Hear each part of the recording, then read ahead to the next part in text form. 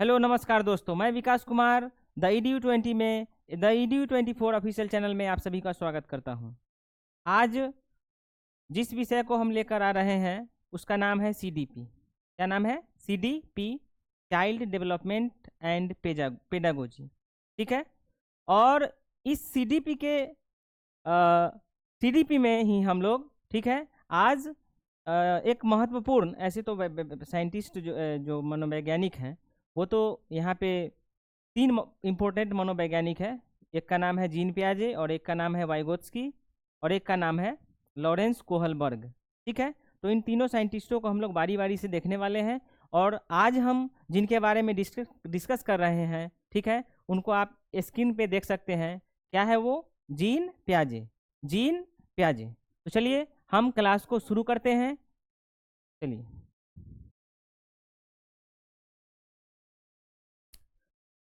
Gene पियाजे के बारे में अगर हम बात करें, ठीक है, तो सबसे पहले हम एक नए स्लाइड लेते हैं, उसके बाद हम कुछ बता रहे हैं। देखिएगा, एक विचारधारा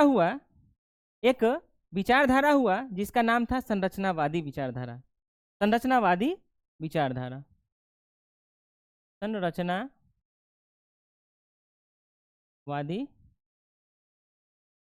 विचारधारा।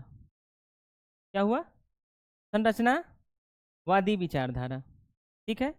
और इस संरचनावादी विचारधारा के दो महान साइकोलॉजिस्ट हुए, मनोवैज्ञानिक हुए। एक हुए जीन पियाजे। जीन पियाजे। और एक हुए वाइगोत्स्की। वाइगोत्स्की। ठीक है। संरचनावादी विचारधारा के कितने मनोवैज्ञानिक हो गए? दो। एक का नाम है जीन पियाजे और एक का नाम है वाइगोत्स्की। तो यहां से आपसे प्रश्न पूछा जाएगा। क्या पूछा जाएगा? प्रश्न कि संरचनावादी विचारधारा के जो मनोवैज्ञानिक है वो निम्नलिखित में कौन है? निम्नलिखित में कौन है?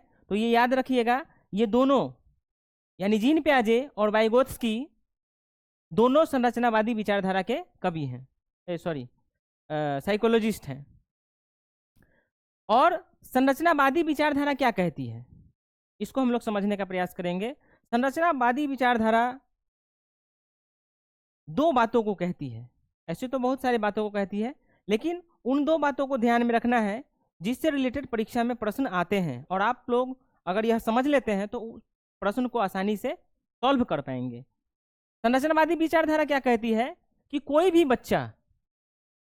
बच्चा किसी भी चीज को सीखता है, ज्ञान अर्जन करता है, ठीक है, तो वो सक्रिय रूप से, कैसा? सक्रिय रूप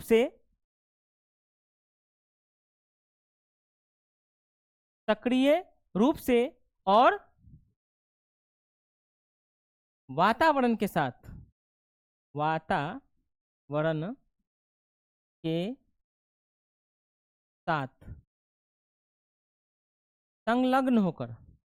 संलग्न या जुड़ाव के साथ सीखता है। तो अभी हम लोग जो डिस्कस कर रहे हैं कि एक विचारधारा हुआ संरचनावादी विचारधारा, इसके दो महान साइकोलॉजिस्ट हुए, मनोवैज्ञानिक हुए।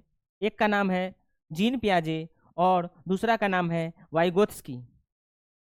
इन दोनों में एक समानता देखने को मिलता है। क्या वो समानता है? तो ये दोनों जो है वो संरचनावादी विचारधारा के हैं, और संरचनावादी विचारधारा जो है वो कहती है कि कोई भी बच्चा कुछ भी सीखता है तो वो सक्रिय रूप से सीखेगा, यानी वो बच्चा सक्रिय होगा और वातावरण के साथ जुड़कर सीखेगा, वातावरण के साथ संलग्न होकर के सीखेगा। ठीक है। तो चलिए आगे देखते हैं हम लोग। अब यहां पे क्या है कि जिस बात को वाइगोत्स्की मानते हैं उस बात को जीन पियाजे नकार देते हैं। जिसका इंपॉर्टेंस वाइगोत्स्की के लिए है, उसका इंपॉर्टेंस जीन पियाजे के लिए नहीं है। अब क्या क्या है वो हम देखने वाले हैं। चलिए, वाइगोत्स्की जो है वो किसको महत्वपूर्ण मानते हैं, किसको इंपॉर्टेंस देते हैं? तो इन्होंने इंपॉर्टेंस दिया समाज का। किसका? समाज का इंपॉर्टेंस दिया। दूसरा,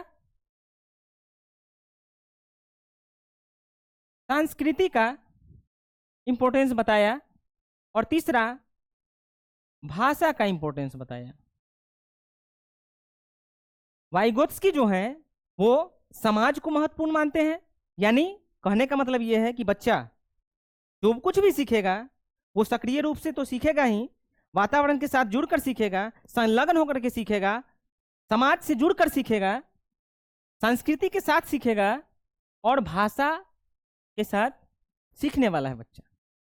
यानी कहने का मतलब यह है कि वाइगोत्स्की जो है वो समाज को इंपॉर्टेंस मानते हैं, संस्कृति को इंपॉर्टेंस मानते हैं और भाषा को इंपॉर्टेंस देते हैं। और जिसका इंपॉर्टेंस वाइगोत्स्की दे रहा है उसको जीन पियाजे नहीं मान रहे हैं, जीन पियाजे नहीं मान रहे हैं। तो इन बातों को हम लोगों को ध्यान में रखना होगा, ठीक है। जब प्रश्न सामने आएंगे, ठीक है, तो वहां पे यह ध्यान रखना होगा कि भाषा का महत्व वाइगोत्स्की दे रहे हैं, समाज का महत्व वाइगोत्स्की दे रहे हैं, संस्कृति का महत्व वाइगोत्स्की दे रहे हैं, जिसको जीन पियाजे नहीं मानने वाला है। ठीक है, तो चलिए आगे बढ़ते हैं। अब इससे रिलेटेड कुछ टर्मोलॉजी है जिसको हम लोग समझने का प्रयास करते हैं।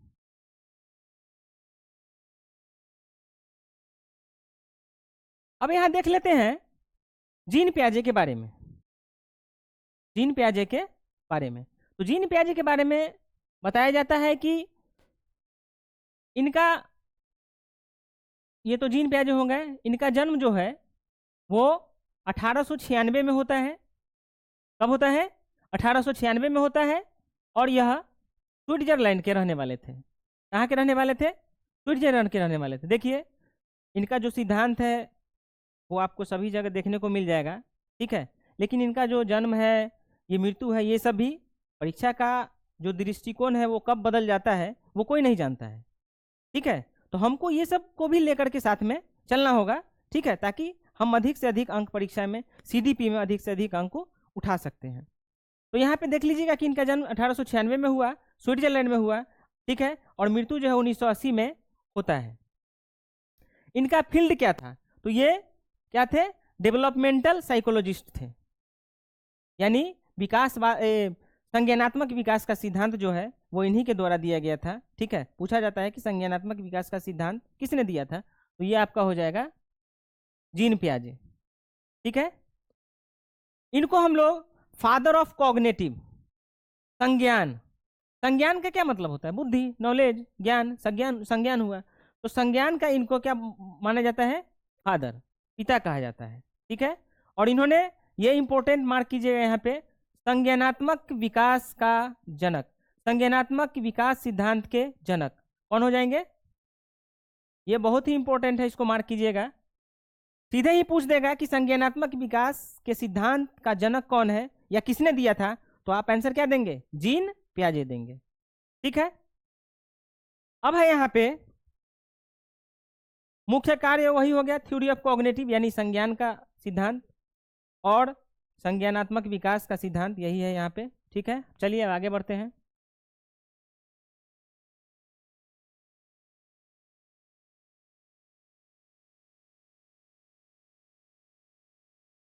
हम जो बता चुके हैं कि इसमें जो है जो वाइगोत्स्की हैं चाहे जीन पियाजे हैं, ठीक है, उनका जो विचारधारा है वो संरचनावादी विचारधारा है, ठीक है। और वो ये दोनों में ये समानता है, ये दोनों ये बात कहते हैं कि बच्चे जो है वो सक्रिय रूप से सीखेंगे, कुछ भी सीखेंगे तो, और वातावरण के साथ जुड़कर सीखेंगे। तो वही चीज़ यहाँ पे लिखा हुआ है, इसको हम लोग थोड़ा समझने का प्रयास करते हैं।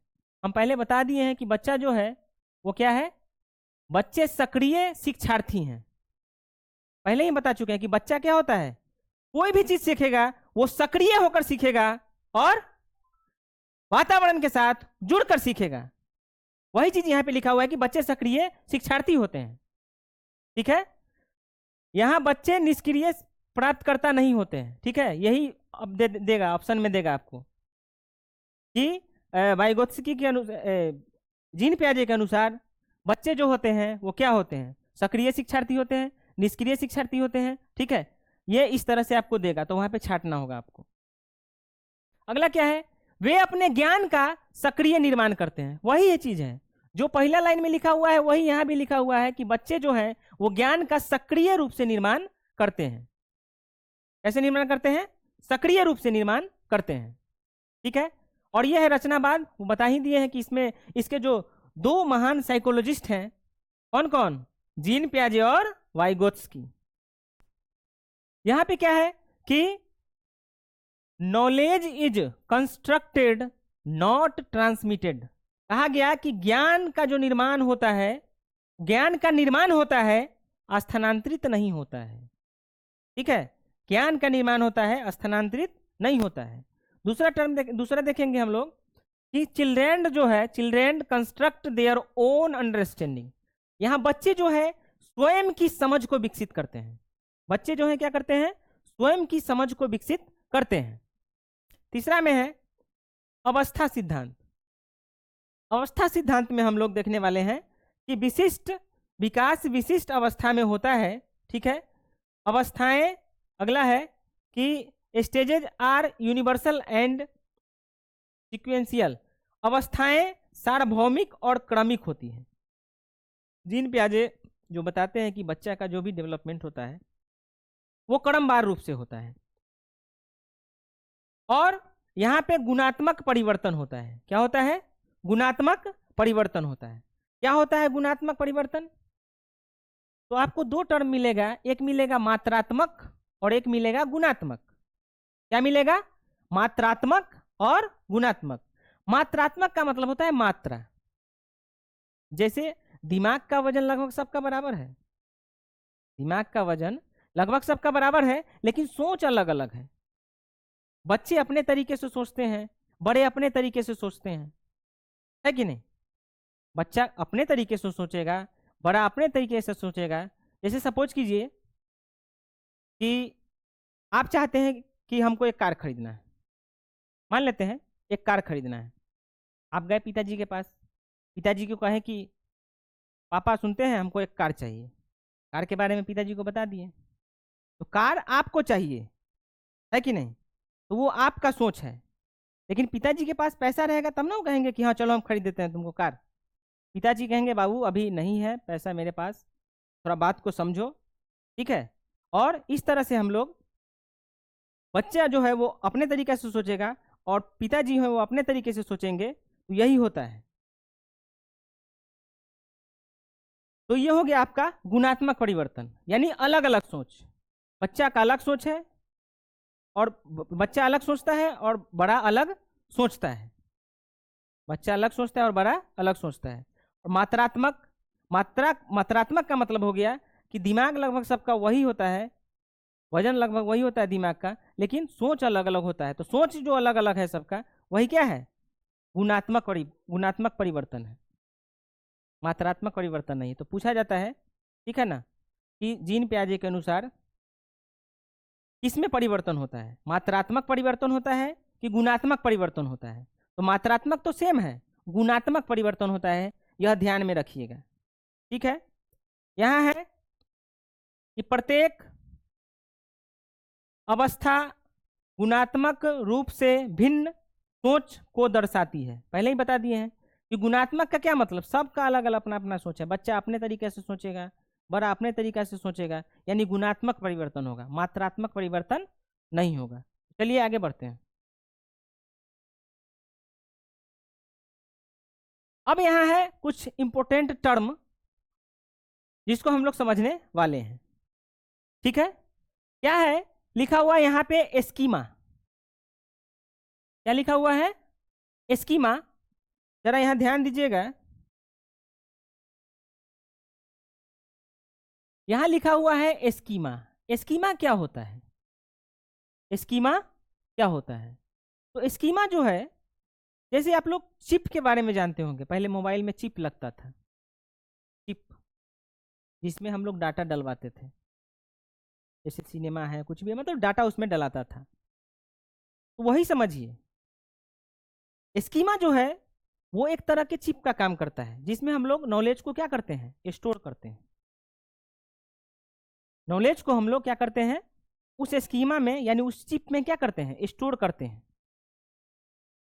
तो स्कीमा का मतलब होता है मानसिक ढांचा, मानसिक ढांचा जिसमें हम लोग क्या करते हैं, नॉलेज को स्टोर करते हैं। क्या करते हैं, नॉलेज को स्टोर करते हैं।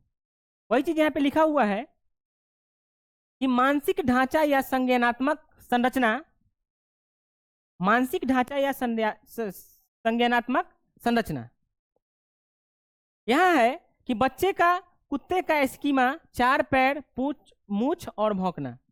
मान लीजिए कि बच्चा कोई कुत्ते को देखता है, ठीक है ना, तो उसके दिमाग में कौन सा नॉलेज भर जाता है कि इसके 4 पैर हैं, कुत्ते के 4 पैर हैं, ठीक है, मूछ है, कुत्ता भौंकता है। इस तरह का उस स्कीमा यानी उसके अंदर नॉलेज आ जाता है मानसिक उसके ढांचा में, ठीक है। तो वो उसके बारे में जान जाता है, कुत्ते के बारे में जान जाता है। अब यहाँ क्या है, अगला टर्म है आपका एसिमिलेशन। क्या है, एसिमिलेशन। और एक टर्म है आपका एकोमोडेशन। एसिमिलेशन और एकोमोडेशन, इसको हम लोग थोड़ा दूसरे स्लाइड में समझने का प्रयास करते हैं। इससे पहले हम एक टर्म और देखते हैं। जैसे हम लोगों ने अभी स्कीमा देखा, स्कीमा के बारे में समझा, यह एक मानसिक ढांचा है, यह एक चिप के तरह काम करता है जिसमें हम लोग नॉलेज को स्टोर करके रखते हैं और समय पे उसका क्या होता है, परिवर्तन होता है। यह स्कीमा क्या है, एक तरह का मानसिक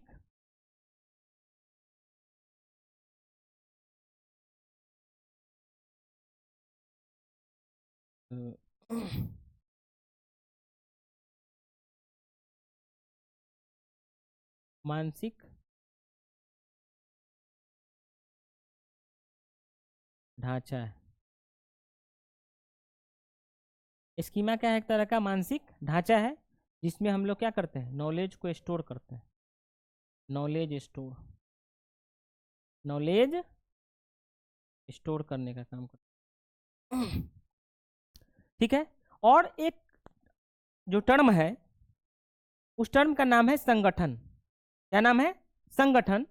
तो यहीं पे समझते हैं हम लोग, संगठन, संगठन। इसको हम लोग बोलते हैं ऑर्गेनाइजेशन। ऑर्गेनाइजेशन क्या होता है ये, संगठन क्या होता है।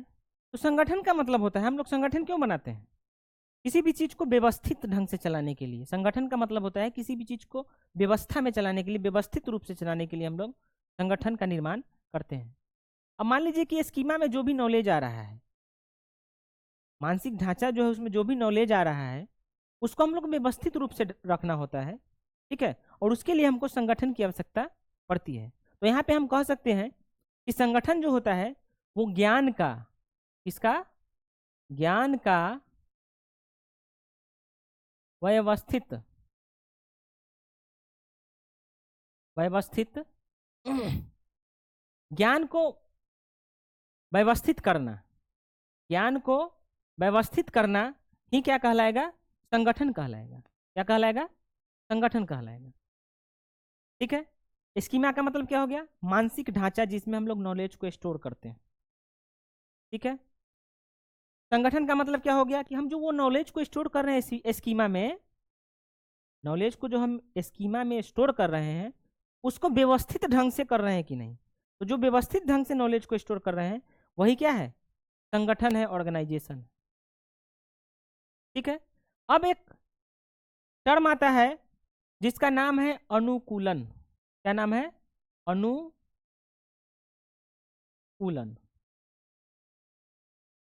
Adaptation, adaptation.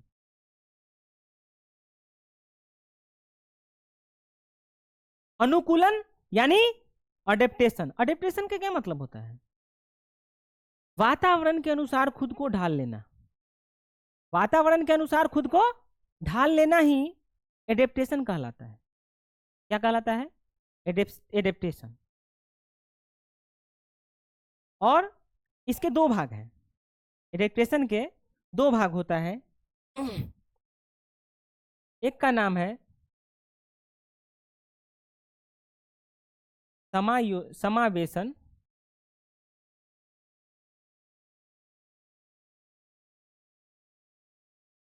समावेशन, और एक का नाम है समायोजन, समायोजन। इसको हम लोग बोलते हैं एसिमिलेशन, एसिमिलेशन, और इसको हम लोग बोलते हैं एकोमोडेशन,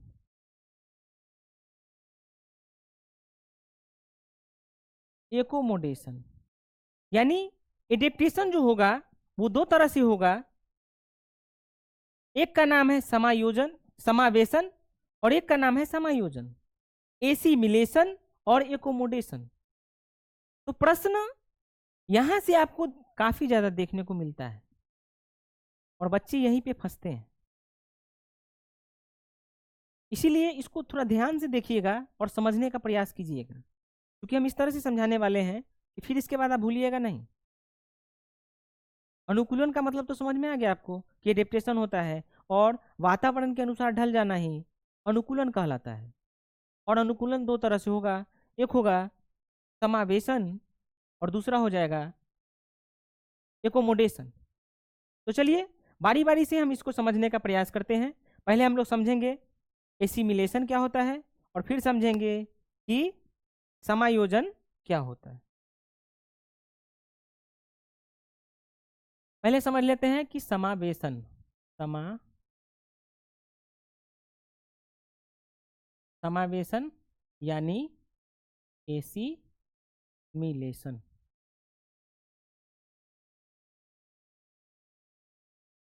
क्या होता है समावेशन? तो जैसे हमारे स्कीमा में यानी मानसिक जो संरचना है, मानसिक जो ढांचा है, उसमें हमें हमारा जो ज्ञान है तो वो तो हमारा पहले से ज्ञान है, वो पूर्व ज्ञान है। तो पूर्व ज्ञान में हम नए ज्ञान को मिलाते हैं, पूर्व ज्ञान में हम नए ज्ञान को जब मिलाएंगे तो वो हमारा कहलाएगा एसिमिलेशन, समावेशन। क्या कहलाएगा? समावेशन। यानी इसमें हम लोग अगर देखें तो पूर्व ज्ञान प्लस नया ज्ञान। पूर्व ज्ञान में यदि हम लोग नया ज्ञान को मिला देते हैं तो वो हमारा होता है क्या? समावेशन। क्या होता है? समावेशन, एसिमिलेशन। ठीक है। और एक टर्म और हम अभी बताए हैं आपको, इसमें तो हो गया कि पूर्व ज्ञान में नया ज्ञान को मिला दिए तो हो गया ये समावेशन। और दूसरा टर्म हम बताए हैं समायोजन, समायोजन, एकोमोडेशन, एकोमोडेशन, मोडेशन, एकोमोडेशन। एकोमोडेशन में क्या होगा? तो एकोमोडेशन में पूर्व ज्ञान तो होगा ही, पूर्व ज्ञान तो होगा ही, लेकिन जो नया ज्ञान होगा वो किस तरह से आएगा? तो इसके लिए आप एक ट्रिक याद रखिएगा कि पूर्व ज्ञान तो रहेगा ही यहाँ पे, पूर्व ज्ञान प्लस नया ज्ञान किस तरीका से? तो तीन बात इसमें याद रखिएगा। बदलाव करके, जब क्वेश्चन पूछा जाएगा ना तो उसमें लिखा हुआ रहेगा बदलाव करके, बदलाव। ठीक है। संशोधन, संशोधन और परिवर्तन, परिवर्तन। यानी पूर्व ज्ञान में नया ज्ञान तो आएगा ही, लेकिन कैसे आएगा? तो उसमें ये तीन टर्म याद रखिएगा कि बदलाव करके आ सकता है, संशोधन करके आ सकता है, परिवर्तन करके आ सकता है। ठीक है। तो इसमें हम लोग देखते हैं फिर आगे।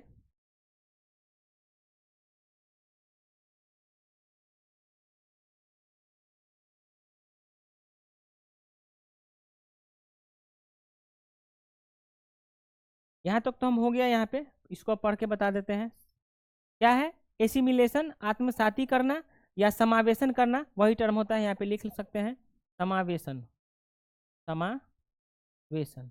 ठीक है, आत्मसाती करना या समावेशन वही वही चीज़ है, दोनों एक ही चीज़ है। इसको अंग्रेजी में एसिमिलेशन कहते हैं। इसमें देख लीजिएगा क्या है कि नई जानकारी को मौजूदा स्कीमा में फिट करना। ठीक है, पहले से पूर्व ज्ञान तो है, पूर्व ज्ञान में हम क्या कर रहे हैं, नई जानकारी को क्या कर रहे हैं, फिट कर रहे हैं, वही चीज़ है। उदाहरण अगर बात करें तो calling a zebra a horse because it fits the schema, यानी कहा गया कि जेब्रा को घोड़ा कहना क्योंकि यह स्कीमा में फिट बैठता है। ये चीज़ समझ लीजिए। जेब्रा को घोड़ा कहना क्योंकि यह स्कीमा में फिट बैठता है। आगे देखेंगे हम लोग यहाँ पर एकोमोडेशन। एकोमोडेशन, एकोमोडेशन में क्या है कि पूर्व ज्ञान में नया ज्ञान तो आएगा ही, लेकिन क्या करके आएगा, देखिए यहाँ पे लिखा हुआ है कि नई जानकारी को शामिल करने के लिए मौजूदा स्कीमा, जो मौजूदा आपका नॉलेज है, ज्ञान है, उसको क्या करना, संशोधित करना। तो यहीं पे हमने यही ना 3 टर्म बताए हैं यहाँ पे। कौन कौन बताए हैं, एक बताए हैं बदलाव करके, जब क्वेश्चन लाएंगे ना तो और क्लियर होगा। अभी तो थोड़ा मोड़ा लगता होगा कि फंस रहे हैं, लेकिन जब क्वेश्चन लाएंगे तो धराधर मारिएगा वहां पे।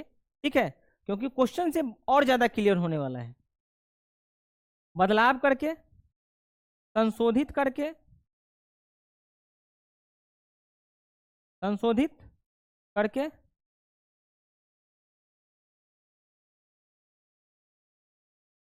और ये क्या था, परिवर्तन करके।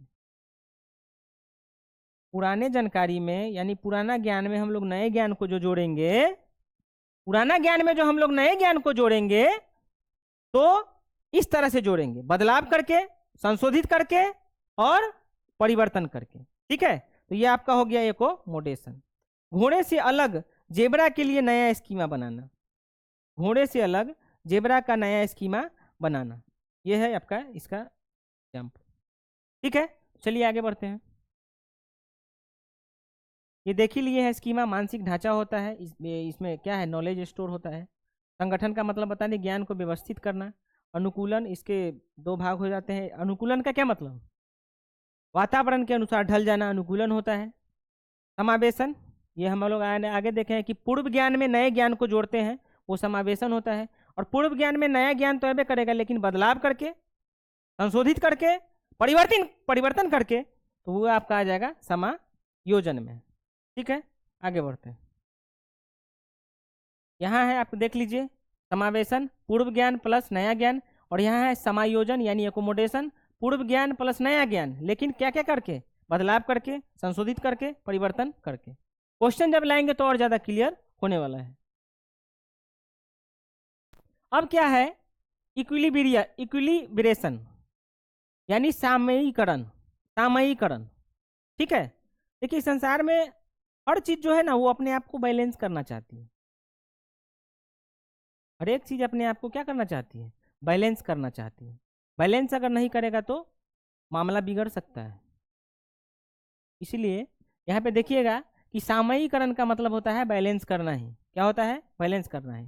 तो बैलेंस हम किस किस के माध्यम से करेंगे, तो यहाँ पे जो हम लोगों ने देखा समावेशन और समायोजन, ठीक है, उसके माध्यम से हम लोग क्या करते हैं कि बैलेंस करने का काम करते हैं, इक्विलिब्रेशन करने का काम करते हैं, सामीकरण करने का काम करते हैं, सामीकरण करने का काम करते हैं। यहाँ पे ध्यान दीजिएगा कि क्या लिखा हुआ है, सामयिकरण यानी balance between assimilation and accommodation.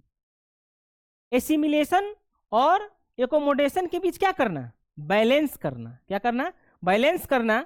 और यहाँ पे देखिएगा तो यहाँ देख लीजिए कि साम्य अवस्था, असाम्य अवस्था, पहले साम्य अवस्था है, फिर असाम्य अवस्था है, और फिर नई साम्य अवस्था है।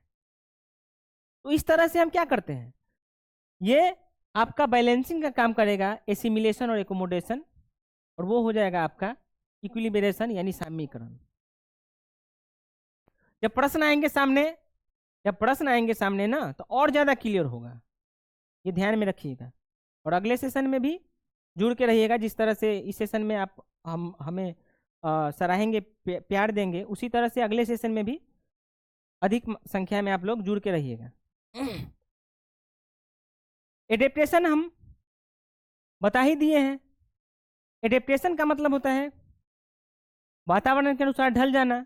यहाँ पे देख सकते हैं कि आत्मसाती और समायोजन यानी एसिमिलेशन, इसी को हम लोग बोलते हैं समावेशन, और समायोजन का संयोजन, ये दोनों का संयोजन कर लेंगे तो क्या हो जाएगा? अनुकूलन हो जाएगा। वो बता चुके हैं, हम लोग पहले पढ़ चुके हैं। पर्यावरण के अनुसार समायोजन की प्रक्रिया है ना, पर्यावरण के अनुसार ढल जाना, एडेप्टेशन। ऑर्गेनाइजेशन के बारे में भी हम लोग बता चुके हैं। संगठन क्या है? संगठन नॉलेज को क्या करना? व्यवस्थित करना। नॉलेज को हमारे स्कीमा में, हमारा जो मानसिक ढांचा है उसमें जो नॉलेज है, हमारे स्कीमा में जो नॉलेज है उसको व्यवस्थित करके रखना ऑर्गेनाइजेशन कहलाता है। यहां लिखा हुआ है कि arranging knowledge into coherent systems, यानी ज्ञान को सुसंगत प्रणालियों में व्यवस्थित करना। सुसंगत प्रणालियों में व्यवस्थित करना यानी व्यवस्था में डाल देना, उसको क्रमवार तरीके से व्यवस्था में डालना ऑर्गेनाइजेशन कहलाता है। तो चलिए आगे बढ़ते हैं।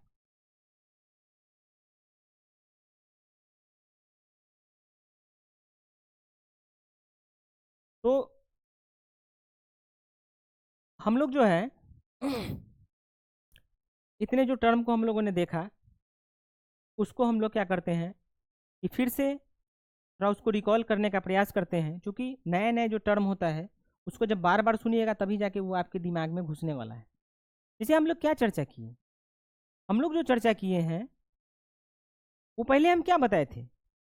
एक विचारधारा होती है जिसका नाम है संरचनावादी विचारधारा। क्या नाम है? संरचनावादी विचारधारा। और इसके दो महान मनोवैज्ञानिक हुए, एक का नाम है जीन पियाजे और दूसरा का नाम है वाइगोत्स्की। क्या नाम है? जीन पियाजे और वाइगोत्स्की। दोनों में एक ही समानता है कि ये दोनों संरचनावादी विचारधारा के हैं।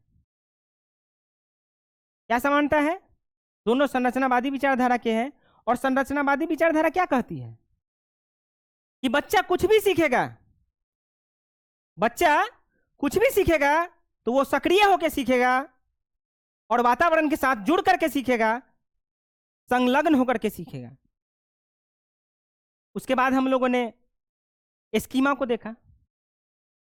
स्कीमा क्या है? एक मानसिक ढांचा है, जैसे चिप के तरह। जैसे चिप होती थी, चिप में हम लोग क्या डालते थे? डाटा डालते थे, डाटा उसमें चिप में डाटा स्टोर रहता था। उसी तरह हमारा स्कीमा जो है इसमें नॉलेज स्टोर होता है। उसके बाद हम लोग जो देखे अनुकूलन देखे हैं। वातावरण के अनुसार ढल जाना ही अनुकूलन कहलाता है। ये दो तरीके से हो सकता है, एक है समावेशन और दूसरा है समायोजन। समावेशन में क्या होता है? हमारे पास तो पहले से जो ज्ञान है उसमें हम जब नए ज्ञान को ऐड करते हैं, पूर्व ज्ञान में जब नए ज्ञान को ऐड करते हैं तो वो समावेशन होता है। और समायोजन क्या होता है? तो पूर्व ज्ञान में नए ज्ञान को ऐड करेंगे लेकिन बदलाव के साथ। ये ट्रिक बता रहे हैं, कैसे पहचानेंगे कि हमको जो है वो समायोजन के बारे में पूछा जा रहा है। तो पूर्व ज्ञान में जब हम नए ज्ञान को जोड़ते हैं तो वो, ये ट्रिक है, ट्रिक तीन हम जो अभी बता रहे हैं शब्द, बदलाव करके, क्वेश्चन में लिखा हुआ रहेगा, बदलाव करके, संशोधित करके और परिवर्तन करके जोड़ते हैं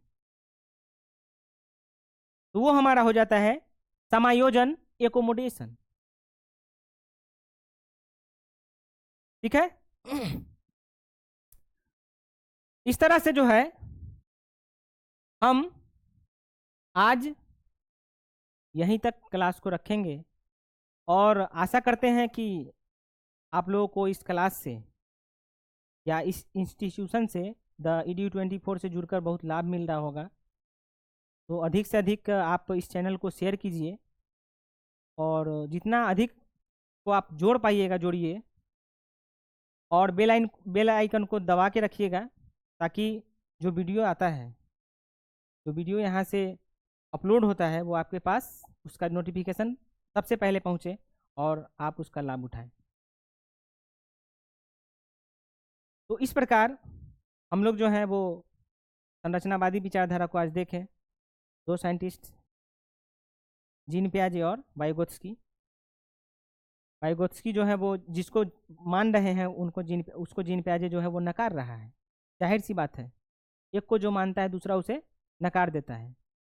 ठीक है, तो चलिए इस तरह से हम क्लास को समाप्त करते हैं और फिर अगले सेशन में हम आपसे हमारी मुलाकात होगी। और कहते हैं कि हमारी आपसे हमेशा इसी तरह होता रहे इंटरेक्शन, ऐसा दस्तूर चाहिए। हमारी आपसे इसी तरह होता रहे इंटरेक्शन, ऐसा दस्तूर चाहिए। हम तो आपके बिना अधूरे हैं जनाब, हमें आपका साथ भरपूर चाहिए, हमें आपका साथ भरपूर चाहिए। तो ठीक है, धन्यवाद।